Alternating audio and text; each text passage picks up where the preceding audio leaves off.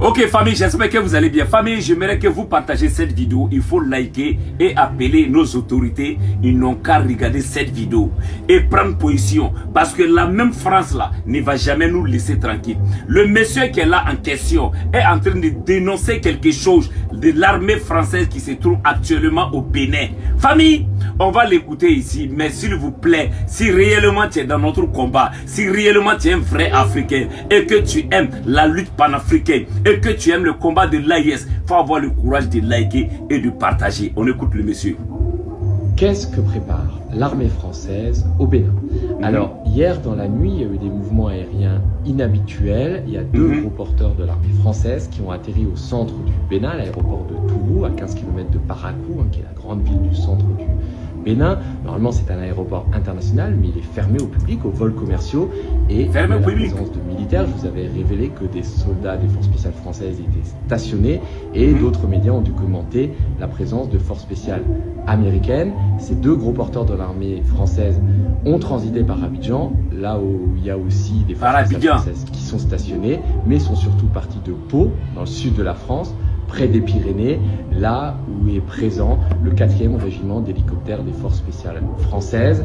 Alors, on peut se demander si c'est pas le début de nouvelles grandes manœuvres de l'armée française au Bénin et dans toute la sous-région, le tout s'inscrivant dans un contexte de forte tension régionale, notamment entre la France et les pays de l'AES, entre la France et le Niger. Emmanuel Macron s'est récemment rapproché de Mohamed Déby, le président tchadien, et le Tchad et la France ensemble soutiennent discrètement les rébellions nigériennes non djihadistes de manière à inquiéter le régime d'Abdourahmane Tiani et peut-être à permettre à la France de reprendre pied au Niger. Il y a aussi une volonté de défendre coûte que coûte le fidèle allié de la France qui est le président béninois. Vous avez compris cette petite partie-là, hein? Le fidèle allié de la France, le président béninois.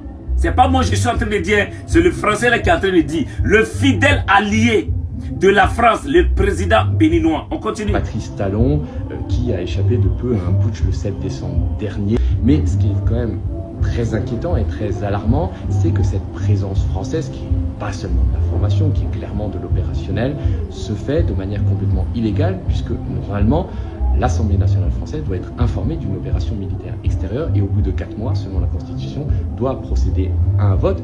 Or, il n'en est rien.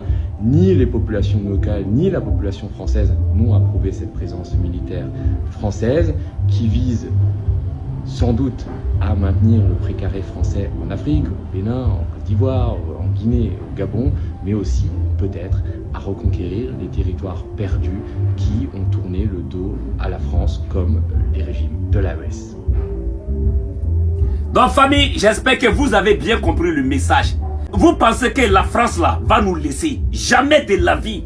Pour pouvoir déstabiliser l'AES. C'est ça qui est la vérité. Et quand on dit ça, il y a des gens qui sont assis, qui sont des moutons, qui disent non, vous nous accusez. On vous accuse de quoi? Vous pensez que là où la France est aujourd'hui là, ils sont fiers d'avoir perdu 3 pays? Hein? Non, ils ne sont pas fiers.